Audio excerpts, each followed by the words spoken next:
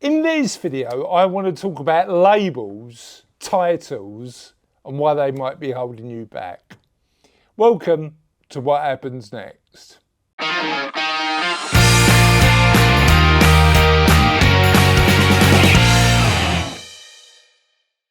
Hi and welcome to What Happens Next. I'm Chris Daems and I'm the host of the What Happens Next videos. Is host the right word? I don't know.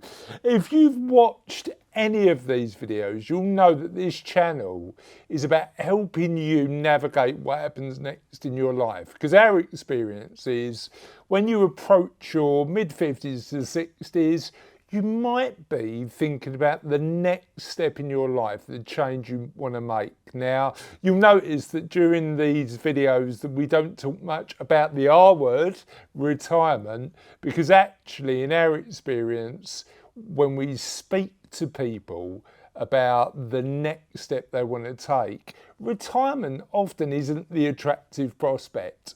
Making positive change and spending time doing what you want to do is, but retirement, stopping doing anything, is certainly off the radar for a lot of the people we speak to. However, I should talk about why I am in any way qualified to talk about this.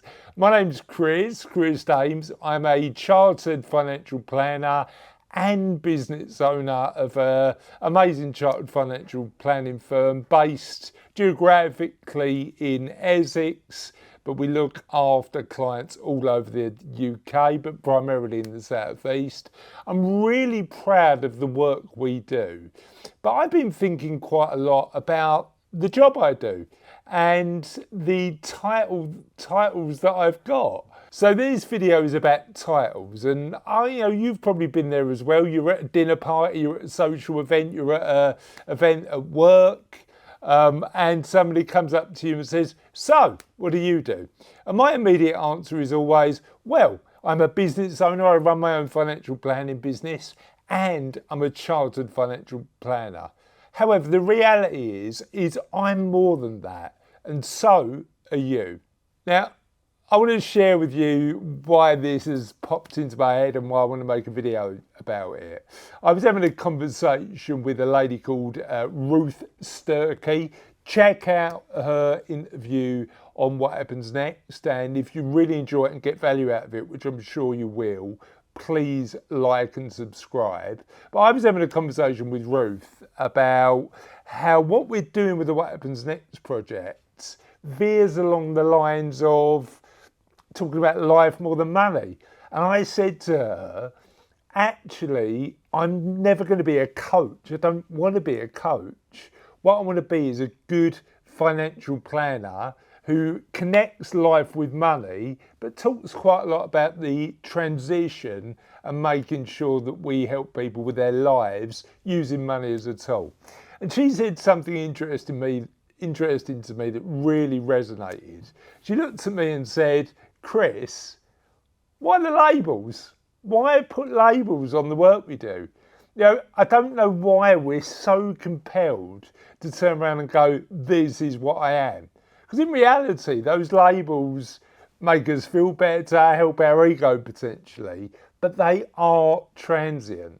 And particularly with the work that I do helping clients with what happens next, the challenge often is we're too committed to those labels. Managing director, business owner, and it stops us sometimes transitioning over to what we really want to do with our lives. Even the roles of mum and dad, whilst not entirely transient, we're always going to be mum and dad, or nan and granddad, do change over time. And whilst I'd always consider myself a dad to my two amazing girls first, and actually it's the most important job in my life, I know that we'll get to a point where they'll need me in their lives less, and that is actually a job that's pretty decently well done as a dad. It's part of the reason that you want to do it, but actually it can be disempowering because you think,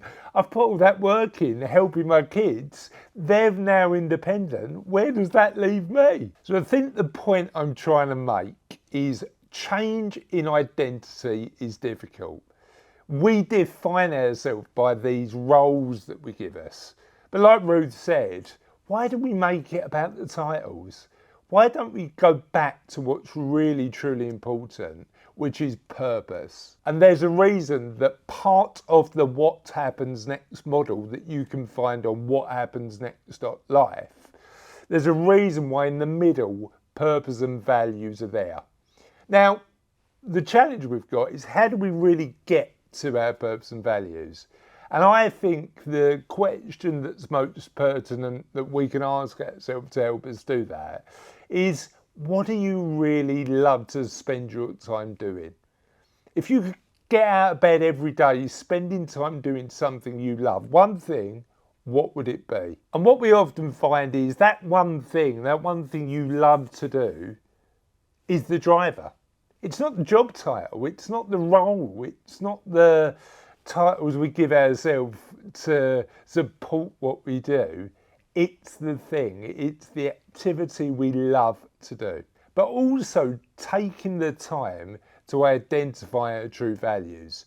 In our recent interview with Deborah Corrie, she shared a really great exercise using post-its, which are always great, about how she helps people get close to their values. Check that out on the YouTube channel. So take the time to identify your values, identify your purpose, and we're going to be sharing loads more tools to do that on this page, because actually values and purpose, if they're really clearly identified, transcend the job title we've got. If we can take that value that is really important for you in your life and take that purpose, the reason you get up in the morning, you can do anything title-wise. You can call yourself anything title-wise, but you're doing stuff you love every day, which I'd imagine is what you want to do in this phase of your life. So here's the big questions. What do you stand for? What's important to you? If you had to identify 3 values and 3 values only, what would they be? And I'd love to know the answer to those questions. So feel free to let me know what your purpose is and what your values are in the comments below. I'd also appreciate if you like and subscribe. We're on a mission with What Happens Next to share concepts that help you work out what happens next in your life.